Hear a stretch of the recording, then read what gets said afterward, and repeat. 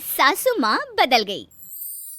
कहानी उस घर की है जहाँ बहू और बेटी को एक माना जाता था, लेकिन फिर अरे शिखा बेटा, तू रसोई में क्यों घुसी रहती है?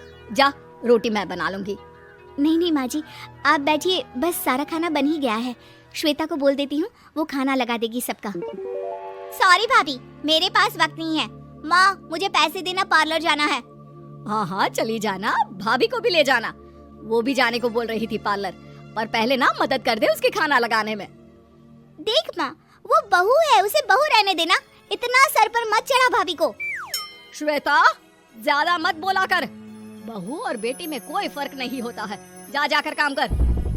ननद को माँ का भाभी से इस तरह प्यार करना बिल्कुल अच्छा नहीं लगता। वो बार बार किसी न किसी तरह माँ को भाभी के खिलाफ भड़काती रहती, लेकिन कोई फायदा ना होता। एक रोज, अरे बेटे किशन, जा बहू को कहीं घुमा कर ला, सारा दिन घर में काम करती रहती है। हाँ हाँ माँ, हम लोग जा रहे हैं ना गोवा। अच्छा जी, भाभी ने तो हमें बताया भी नहीं। वैसे तो सारी पंचायत करती है, ये गोवा वाली बात क्यों छुपा गई हमसे? अरे क्योंकि उसे खुद नहीं पता था बहन। मुझे टिकट सस्ती मिल रही थी तो मैंने बुक कर दिया। हाँ शिखा, पैकिंग कर ले, संडे हम जा रहे हैं गोवा।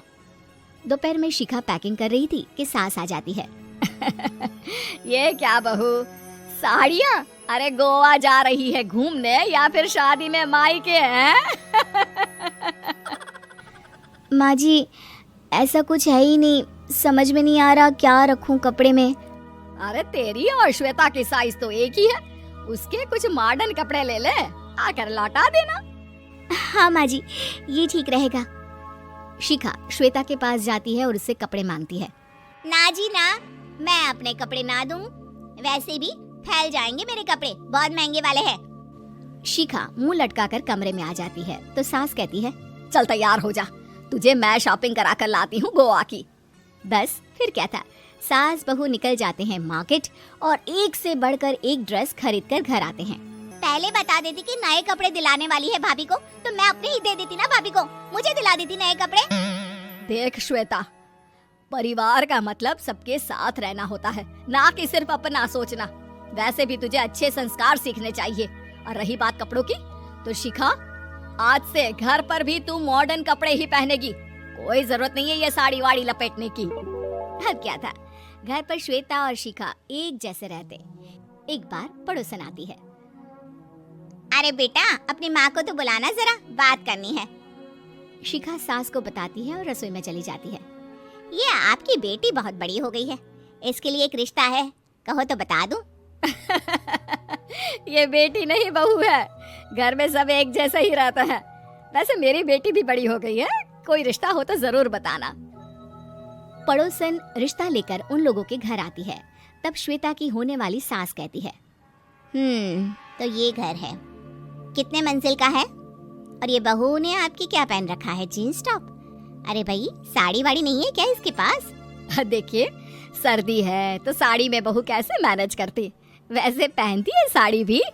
देखिए, हम लोग ठहरे पैसे वाले लोग, कोई कमी नहीं है हम लोगों के पास पैसों की, बहुत पैसे हैं, जमीन, नौकर चाकर, कार, सब कुछ है, लेकिन घर में संस्कारी बहू चाहिए, समझ रही हैं ना आप? सास कुछ कहती कि श्वेता बोल पड़ती है, हाय रे, नौकर चाकर से लेकर जमीन, कार, पैसा, हाँ हाँ मुझे रिश्ता मंजूर है मुझे। अरे रुक जा श्वेता, मैं बात कर रही हूँ ना। देखिए, हम लोगों के घर इतनी आजादी नहीं मिलेगी। अरे हाँ कर देना माँ, हाँ कर दे जल्दी से। सास क्या करती, बेटी की शादी ऐसे घर में कर देती है जहाँ ना उनके विचार मिलते हैं और ना ही आचार। शादी के बाद एक रोज फोन पर, श्वेता बेटा, एक बार घर आ जा, बहुत दिल करता है तुझे देखने का। माँ, वो घर पर बहुत काम होता है, कैसे आऊँ? बड़ा घर है, लेकिन आने जाने वालों की लाइन ही लगी रहती है। बेटा, मैं तो जानती थी उस घर का हाल, लेकिन तू ही नहीं मान रही थी। माँ देख, हर घर का यही हाल है। तेरी बेटी को यहाँ घूंघट हटाने की परमिशन नहीं है और एक तरफ भाभी स्कर्ट पहनकर घूम रही है। बेटा, मुझे क्या पता था कि मेरी बेटी को ससुराल के नाम पर पिंजरा मिल जाएगा। अच्छा माँ, फोन रखती हूँ, सास को गर्मा गर्म रोटी खिलानी है। तुम लोगों की तरह नहीं कि एक रोटी बनाओ, एक सब्जी बनाओ, फिर सारा दिन फ्री होकर घूमो। सास फोन तो रख देती है, लेकिन सोच में पड़ जाती है कि एक तरफ बेटी जिसे कोई आजादी नहीं, वहीं दूसरी तरफ बहू जिसे देखकर लगता ही नहीं कि उसकी शादी भी हुई है। अगले रोज। शिखा, अरे ओ शिखा। हाँ माँ, क्या हुआ? कुछ चाहिए आपको? मैं जिम जा रही थी। जिम के कपड़ों में बहू को देखकर सास को घूंघट में अपनी बेटी का ख्याल आता है। देख बहू, घर में बहू की तरह रहा कर। इतने टाइट कपड़े पहनकर जिम जाना पसंद नहीं मुझे। जा जाकर रोटी बना। रोटी? माँ, अभी तो शाम के 6 बजे हैं, इस वक्त रोटी? अब क्या मेरे खाने पीने पर भी पहरा है? अरे जब मर्जी तब मैं अपने घर में खा भी नहीं सकती क्या? बहू को अजीब लगता है। वो समझ नहीं पाती कि जो सास कल तक इतनी सपोर्टिव थी, उन्हें अचानक से क्या हो गया। वो किचन में जाती है, गरम रोटी के साथ 2 तरह की सब्जी, रायता, सलाद सब लेकर सास के पास आती है। माँ जी, खाना। इतना सारा खाना? राक्षस समझा है क्या मुझे? रोटी मांगी थी मैंने गर्मा गर्म बस। पर माँ जी, रोटी खाती किससे आप? सब्जी तो बनानी थी ना। अरे भूख मर गई मेरी तेरी बहस से। जा जाकर काम कर, अंदर पूरी रसोई साफ कर। बहू अंदर चली जाती है। थोड़ी देर में श्वेता घर आती है। अरे शिखा, जल्दी से चाय ला, पकवान बना, मेरी बेटी आई है। अरे नहीं नहीं माँ, ड्राइवर बाहर खड़ा है। मैं तो घर का कोई सामान खरीदने के बहाने यहाँ आ गई हूँ, मुझे जाना होगा। अरे बेटा, पर कितने दिनों बाद देख रही हूँ तुझे। रहने आ जाना 2-4 दिन के लिए। आ जाऊंगी माँ, जब मेरी सास मरेगी तब। मैं तो रोज मन्नत मानती हूँ कि मेरी सास मर जाए तो अच्छा है। अच्छा चल, जा रही हूँ माँ। हे भगवान, कैसे कैसे दिन देखने पड़ रहे हैं मेरी बेटी को। सास अंदर जाती है, जहाँ श्वेता की जिम वाली सहेली का फोन आया होता है। क्या बात है, आज जिम नहीं आई? अरे पता नहीं यार, आज माँ को क्या हो गया अचानक। पर खैर कोई नहीं, लगता नहीं कि मैं अब जिम आ पाऊंगी। शिखा स्पीकर पर बात कर रही थी, जिसे सास सुन रही थी। यार ये सास ना होती ही ऐसी है। मैं तो कहती हूँ बुढ़िया जल्दी मरे और तू आराम से जिए। शिखा को सहेली की बात पर गुस्सा आ जाता है।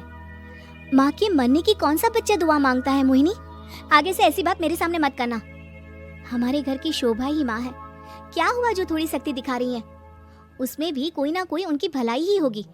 मैं तो कहती हूँ भगवान मेरे जैसी सास सबको दे, जो सिर्फ माँ की तरह है। सास वाली तो कोई बात ही नहीं है उनमें। सास ये बात सुन रही थी। उनकी आंख में आंसू आ जाते हैं कि क्यों वो बेटी की किस्मत में बहू को भी भागीदार बना रही थी। शिखा, अरे ओ शिखा, क्या हो गया? जिम नहीं जाना क्या?